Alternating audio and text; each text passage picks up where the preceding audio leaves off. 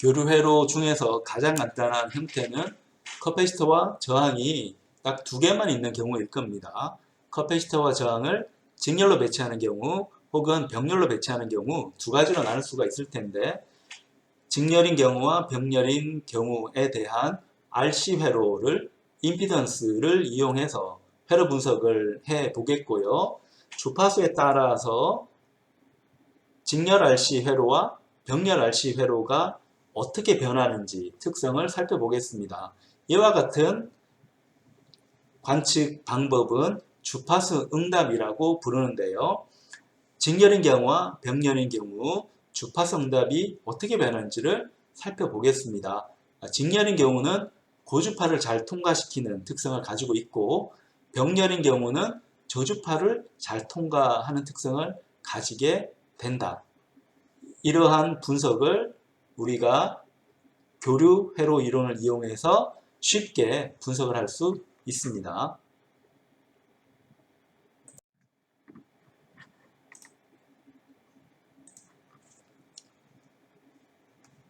자, 회로를 구성하는 부품이 저항과 커패시터로만 주어져 있는 경우는 RC 회로, RC 서킷이라고 부릅니다. 또한 저항과 커패시터가 연결되는 특성이 직렬인 경우는 직렬이라고 불러야 되겠죠. 그래서 아래에 있는 회로는 시리즈 RC 서킷 혹은 직렬 RC 회로라고 부릅니다. 회로가 직렬이라 함은 전압을 걸었을 때, AC 전압원으로 전압을 걸었을 때 당연히 전류가 흐르겠죠. 이때 흐르는 이 전류가 분배되지 않고 한쪽으로 계속 흐르게 되면 우리가 이 회로를 직렬이라고 부릅니다. 그래서 흐르는 전류가 꼬리에 꼬리를 물고 한쪽으로만 계속 흐르게 되는 경우를 직렬이라고 한다 생각하면 됩니다. 근데 우리가 생각하는 회로는 교류회로이기 때문에 미분 방정식을 풀어야 합니다. 하지만 우리는 페이저라고 하는 굉장히 유용한 방법론을 가지고 있습니다. 페이저 이론에서는 시간 미분을 복소수 J오메가로 바꿉니다.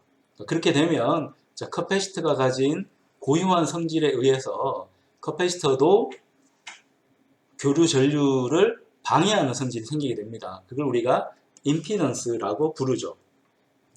물론 커패시터뿐만 아니라 인덕터도 교류 전류를 방해하는 성질인 비율인 임피던스를 가지고 있습니다.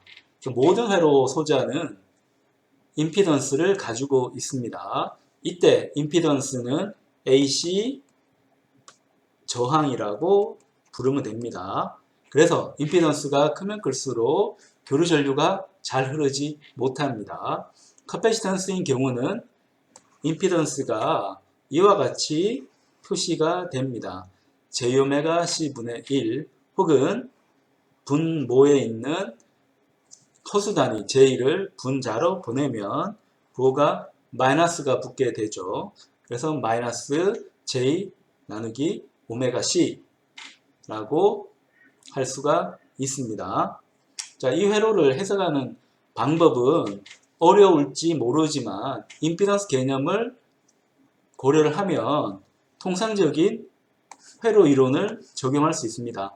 다만 우리가 사용하는 부품은 저항에서 임피던스로 일반화된다는 것을 생각을 해야 됩니다. 저항은 0보다 크거나 같은 실수였다고 하면 임피던스는 복소수가 되고 복소수의 허수분은 플러스가 될 수도 있고 마이너스가 될 수도 있습니다. 물론 복소수로 만든 이 임피던스의 실수분은 저항이기 때문에 마이너스가 될 수는 없고 항상 0보다 크거나 같은 숫자를 가지게 됩니다. 시리즈 RC 회로를 해석을 해 보겠습니다. 회로 해석을 할 때는 임피던스 개념을 사용을 합니다. 임피던스를 쓰게 되면 우리가 사용하는 전압원이 교류라서 시간적인 변화를 고려를 해야 되지만 임피던스 개념을 사용하기 때문에 복소수를 도입함으로써 시간 변화, 즉 미분이죠. 이 미분을 복소수로 바꾸어서 편하게 계산을 할 수 있습니다. 편하게 계산한다는 것은 우리가 DC에서 사용하던 방법론을 그대로 사용할 수 있다는 거죠. 옴의 법칙, KCL, KVL을 이용해서 모든 회로를 해석을 했잖아요. 마찬가지로 여기에 있는 시리즈 RC 서킷도 우리가 알고 있는 옴의 법칙, KCL, KVL을 이용해서 쉽게 해석을 할 수가 있습니다. 다만 이 옴의 법칙은 임피던스 때문에 일반화가 되죠. 그러니까 V = IR이라고 썼는데 일반화가 돼서 페이저 형태의 I, 그 다음에 저항은 임피던스가 되고 이 두 곱이 페이저 형태의 전압이 됩니다. 그래서 임피던스로 바꿔야 되는데 저항은 그냥 저항으로 간주를 하면 됩니다. 자, 부하 저항도 저항으로 생각을 하면 돼요. 근데 커패시터는 다르죠. 커패시터는 자, 0.2 마이크로 페럿이라는 거는 커패시턴스이기 때문에 임피던스가 아닙니다. 임피던스 바꾸려면 어떻게 한다고요? 임피던스 공식에 대입을 해야죠. 자, 임피던스 공식은 마이너스 J의 오메가 C이기 때문에 자, 여기에 있는 C 값을 여기다 집어넣고요. 그리고 오메가라고 하는 거는 주파수와 관련되어 있는데 한 바퀴를 뜻하는 2파이를 곱해서 2파이 F를 각 주파수 오메가로 정의를 합니다. 자, 그렇게 되면 부품이 3개인 전압분배 회로라고 볼 수 있습니다.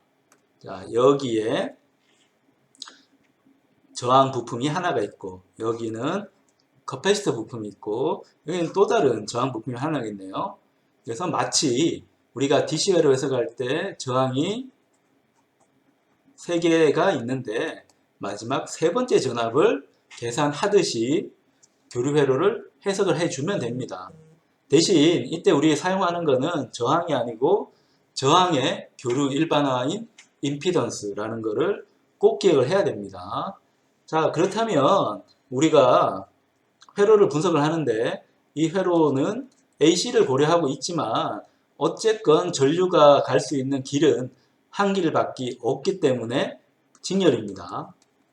직렬이라서 직렬회로처럼 해석을 하면 되는데 직렬회로의 가장 큰 특징은 전류가 일정하다는 거죠. 내가 전류가 얼마인지 모르지만 전류가 모든 부품에서 똑같다는 걸 알 수 있습니다. 그래서 옴 법칙을 이용해서 전압의 극성을 써줍니다. 그리고 이 각 부품을 흐르는 전류는 I로 일정하게 됩니다. 그러면 내가 가해준 전압 VS는 각 부품 RS, C, RL에 걸리는 전압과 같아야 되겠죠. 그러니까 그 전압은 옴 법칙으로 계산할 수 있습니다. 그래서 I, RS 플러스 I, 이번에는 임피던스를 써줘야 되기 때문에 J, 오메가 C 더하기 I의 RL.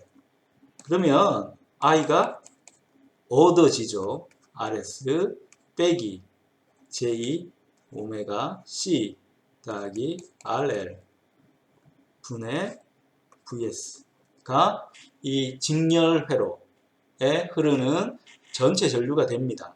이 전류가 부하에 전압을 만들어 주잖아요. 그 전압을 뭐라고 불렀습니까? Vload라고 불렀죠. 그래서 이 전체 최종 결과를 보면 요만큼이 직렬회로에 흐르는 전류가 되고 이 전류가 부하 저항에 만드는 전압을 구하기 위해서 옴 법칙을 또 적용을 합니다. 그럼 전류에다가 저항을 곱해주면 되겠죠. 그러면 부하에 걸리는 전압을 쉽게 얻어내.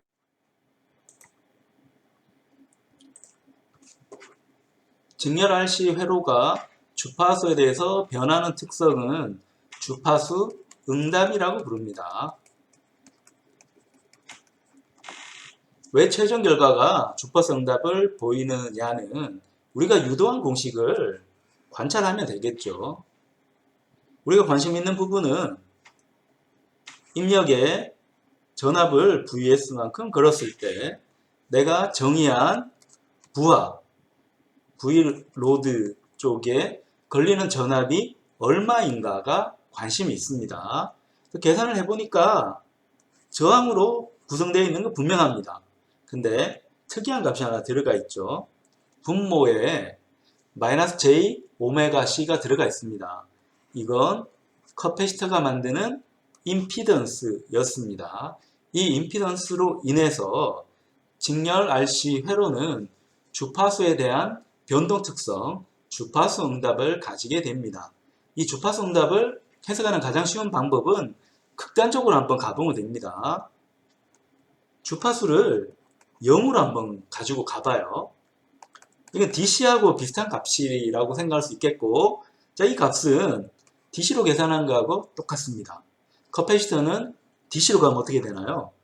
그림에도 회로가 끊겨 있잖아요. 끊긴 회로가 됩니다. 끊긴 회로가 되기 때문에 이 회로는 전류를 흘릴 수 있을까요? 없을까요? 당연히 전류를 흘리지 못합니다. 왜? 커패시터에 끊김이 발생했기 때문에, 오픈이 되었기 때문에 이 직렬 회로에 전류를 흘리지 못합니다. 커패시터에 전류를 흘리지 못하기 때문에 직렬 특성으로 인해서 각 저항, RS 저항과 RL 저항에도 전류를 흘리지 못합니다. 그럼 전체 직렬에 대해서 전류가 없게 됩니다. 자, 그렇다면 부하 전압 V로드는 어떻게 될까요? 자, V로드는 여기를 접지 기준으로 해서 쟀어요. 자, 접지가 있는데 접지는 여기까지 따라왔습니다. 0V이죠. 근데 전류가 흐르지 않아요. 전류가 흐르지 않으면 V 꼴 IR에 의해서 전류가 0입니다. 그러면 저항이 어떤 값이든 작든 크든 전압이 0이라는 겁니다. 여기서 말하는 전압은 전압의 차입니다. 저항이 있을 때 플러스적 전압과 마이너스적 전압을 비교했을 때 얼마만큼 떨어져 있는가가 전압 차이가 되는데, 전압 차이가 없다는 것은 전압이 같다는 거죠. 그래서 마이너스적 전압이 여기서 출발한 접지 때문에 0V였는데 그 0V가 플러스 전압에도 똑같이 나와서 0V가 됩니다. 그래서 주파수가 내려가게 되면, 주파수가 DC로 근접하게 되면 부하에서 측정하는 전압은 자연스럽게 0으로 가게 됩니다.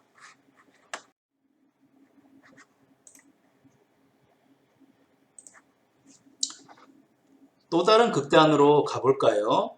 자, 이번에는 주파수를 무한대로 보내봅니다. 주파수가 무한대라고 하면 보통 광학 근사라고 합니다. 빛은 주파수가 굉장히 높아요.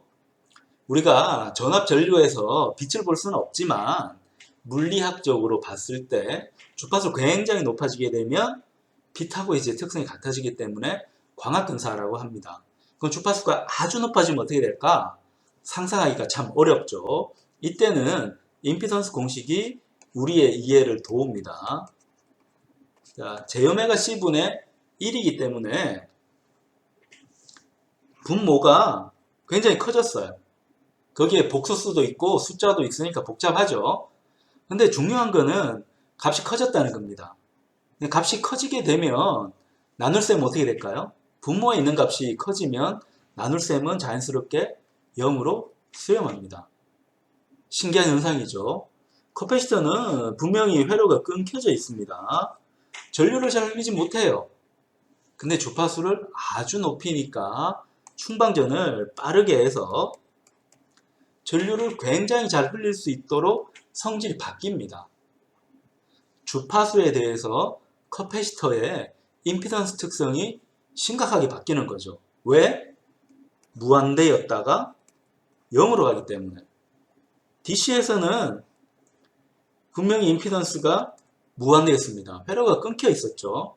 근데 주파수가 굉장히 높아지니까 회로가 끊겨 있었는데 분명히 회로가 연결된, 쇼 특성으로 가버립니다. 자, 이런 특성으로 인해서 RC 회로를 직렬로 연결했을 때는 주파수가 높아질 때 부하 쪽 전압이 잘 커질 수가 있습니다.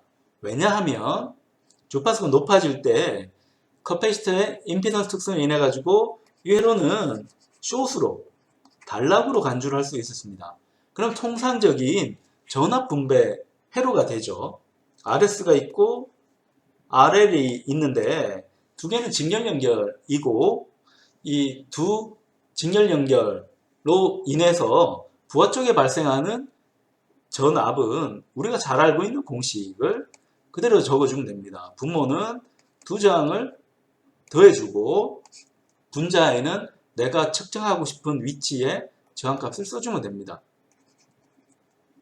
이렇게 된다면 커패시터가 없었잖아요. 커패시터가 있을 때는 이 값이 절대값을 보면 분명히 0보다 컸죠. 0보다 컸고 DC로 갈수록 점점 커져서 부하 전압을 낮추었습니다. 근데 주파수로 올라가자 어떤 일이 생겼습니다. 주파수 올라가자 이 값이 마치 없는 것처럼 생각돼서 원래 분모의 값을 키우던 게 사라진 거죠. 그러면 부하 전압은 올라가게 됩니다. 이걸 연속적으로 그리면 우리가 오른쪽에 보이는 그래프와 같습니다. 그래서 DC로 갈 때는 전압이 거의 0이었다가 굉장히 높은 주파수로 갈 때는 전압이 굉장히 커지는 현상을 볼 수 있고요. 그래서 저주파는 잘 통과하지 못하고 고주파를 잘 통과하는 특성을 가지게 됩니다. 그래서 주파수를 사용자가 원하는 대로 선택하게 해주는 특성은 우리가 필터라고 부릅니다. 근데 필터 중에서 이 그림은 높은 주파수를 잘 통과시키기 때문에 하이패스 필터라고 부릅니다. 약칭해서 HPF, 번역을 하자면 고주파 통과 필터라고 할 수 있습니다. 그래서 커패시터를 직렬로 회로에 끼우게 되면 높은 주파수를 잘 통과시키는 필터로 역할을 시킬 수가 있다는 겁니다.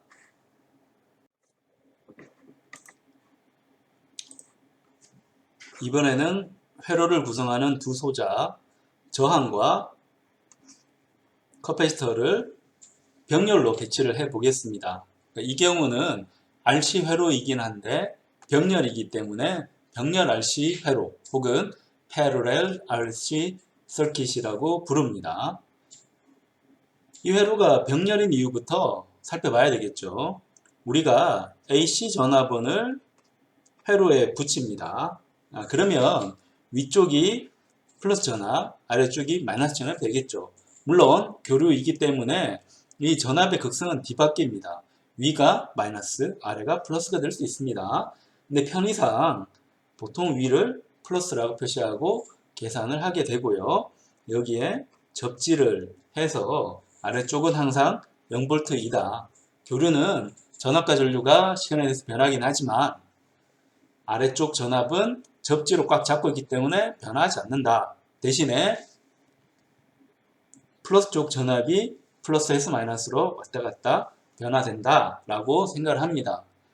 이때 걸어주는 전원은 전압원입니다. 전압원이고 시간에 대해서 변하기 때문에 교류 전압원 혹은 AC 볼티지 소스라고 부릅니다. 이렇게 전압을 걸어주게 되면 여기와 여기에 전압이 똑같이 걸리게 되겠죠. 그러니까 전압은 똑같이 걸리는데 전류는 어떻게 될까요? 전류는 이 RC 회로 소자에 전류가 들어가는데 이 전류는 길이 나눠지기 때문에 분류가 됩니다. 전류가 분배가 되는 거죠. 그래서 분류가 되어서 따로따로 흐르게 됩니다. 이런 특성으로 인해서 이 회로는 병렬 회로라고 부르는 거죠. 회로가 직렬로 배치되든 병렬로 배치되든 각 소자가 가진 임피던스는 변동하지 않습니다. 그래서 저항은 임피던스가 당연히 R. 저항이라고 하는 것은 DC에서 전류를 방해한다는 의미에서 저항이라고 부르지만 DC에서 방해하던 게 교류에서도 당연히 방해할 수 있죠. 그래서 DC의 저항은 AC로 가더라도 그대로 저항 역할을 해서 임피던스로 부를 수 있습니다. 커패시턴스는 좀 다르죠. 커패시턴스는 임피던스 공식에 따라서 주파수에 대해서 굉장히 크게 변합니다. 주파수가 있으면 커패시터 임피던스 값은 굉장히 크다가 주파수가 올라가면 0으로 수렴하게 됩니다. 자, 이런 특성이 커패시터가 가진 임피던스 특성, 그러니까 AC 전류를 방해하는 저항의 특성을 보여주고 있습니다.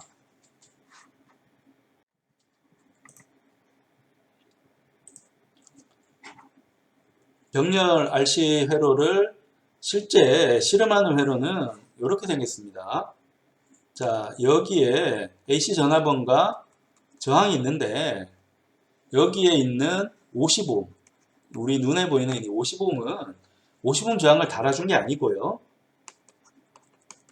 교류 회로 실험할 때 전화번호를 사용하는 함수 발생기, 펑션 제너레이터가 가진 내부 저항입니다.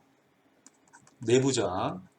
다시 한번 강조하자면 50옴은 외부에서 달아주라는 뜻이 아니고 함수 발생기가 가진, 저절로 가지고 있는 혹은 반드시 가져야만 하는 50옴 저항을 의미하게 됩니다. 그래서 이 저항값은 함수 발생기가 저절로 가진 값입니다.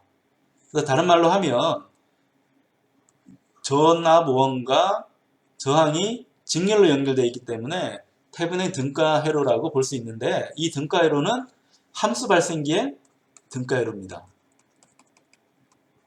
함수 발생기의 등가 회로라는 거 꼭 기억하고 회로를 봐야 됩니다. 그래서 이 회로를 다시 보면 함수 발생기가 있는데 이 함수 발생기에 커패시터를 달고 저항을 달았는데 이 커패시터와 저항은 전류가 가는 길이 나눠지기 때문에 병렬로 연결이 되어져 있습니다. 그러니까 이 회로는 어떻게 해석을 할까? 임피던스 개념을 적용을 해서 DC 회로하고 동일하게 계산을 하면 됩니다. 대신 전압원이 있고 저항이 직렬로 연결되어 있는 상태에서 다시 병렬 회로가 붙었기 때문에 이걸 이대로 해석을 하면 좀 귀찮기도 해서 이 회로를 노턴 등가 회로로 바꿉니다. 그럼 테베닌 등가 회로는 노턴 등가 회로로 바뀌었을 때 전압원이 전류원으로 바뀌게 되죠. 이 전류원의 크기를 IS라고 하면 자, 이 IS 값은 테베닌 등가 회로의 전압원을 테베닌 등가 회로가 가진 등가장으로 나눠주면 됩니다. 그래서 이 값을 IS라고 놓고 저항은 똑같이 RS라고 둔 상태에서 이 노턴 등가 회로를 원래 회로로 집어넣어서 원래 있던 전압원을 노턴 등가 회로로 교체를 해주는 거죠. 테베닌 등가 회로를 노턴 등가 회로로 교체를 해주면 됩니다. 교체를 해주면 회로는 이렇게 보일 겁니다. 저항이 있는데 이 저항 3개가 병렬인 모양으로 보이게 될 겁니다. 그렇다면 우리가 저항도 3개가 병렬이면 등가장을 고려하는 게 편하죠. 그래서 RS -J 오메가 C RL 이 3가지 임피던스가 병렬 등가 회로를 이루고 있다라고 생각을 해서 얘를 하나의 최종적인 등가 임피던스라고 놓고요. 이 등가 임피던스에 흘러들어간 전류가 뭐죠? IS만큼 전류가 흘러들어가죠. 그러면 RS든 C든 RL이든 여기에 걸리는 전압은 V로드로 동일합니다. 왜냐하면 병렬이기 때문에, 회로가 병렬이기 때문에 모든 곳에서 전압이 일정합니다. 자, 그래서 등가 임피던스를 정의를 하고 이 등가 임피던스에 흘러들어가는 전류를 곱해 줌으로써 전체에 걸리는 전압 VL을 얻을 수가 있고, 이 VL 전압은 부하에 있는 전압하고도 동일하다는 결론을 얻을 수 있습니다.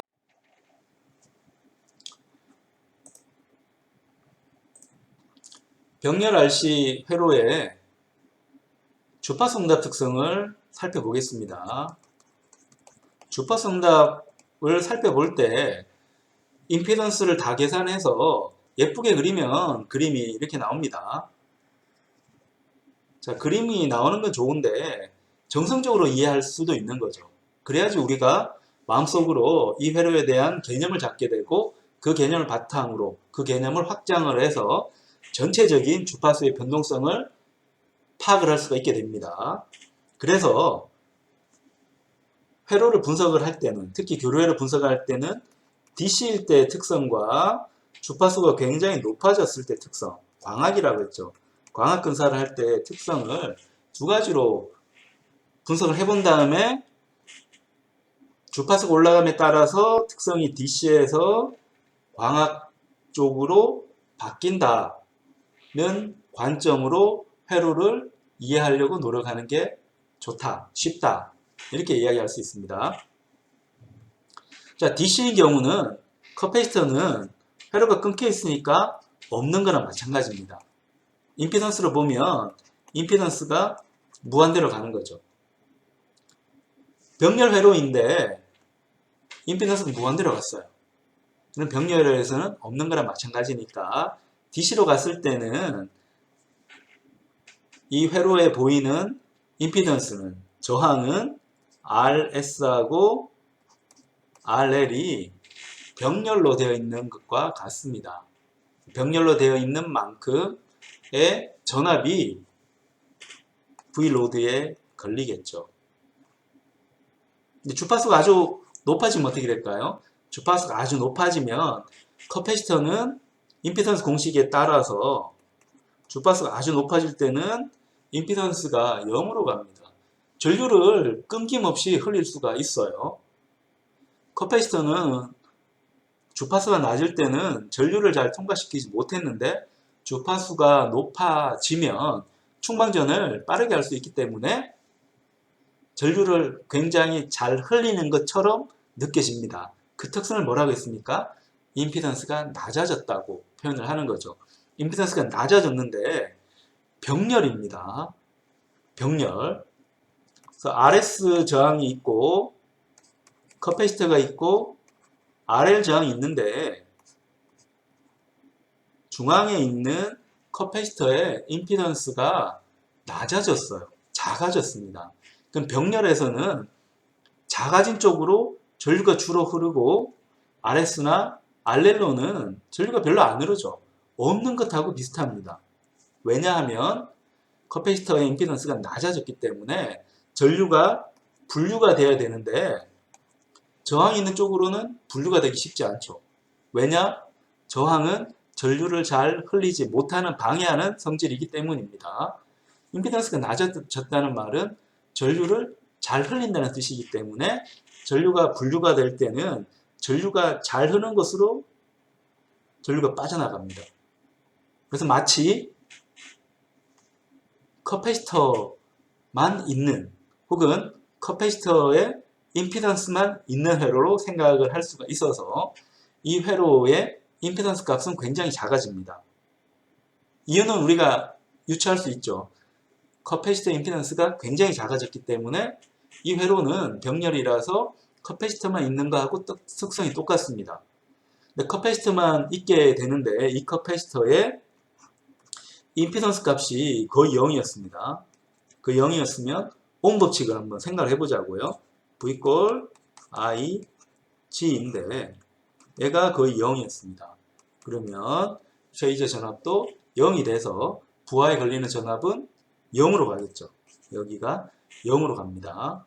DC에서는 RS하고 RL 두 개가 가진 병렬 회로에 전압이 걸려서 어느 정도 전압이 걸렸지만 주파수가 올라가게 되면 커패시터의 임피던스 값이 떨어짐으로 해서 최종적으로 걸리는 전압은 0이 됩니다. 자, 0이 돼서 값이 전압이 없는 것과 이제 같아집니다. 그러면 이 회로의 특성은 저주파일 때는 신호가 잘 통과하다가 고주파일 때는 차단되는 특성입니다. 이런 특성을 뭐라고 불렀습니까?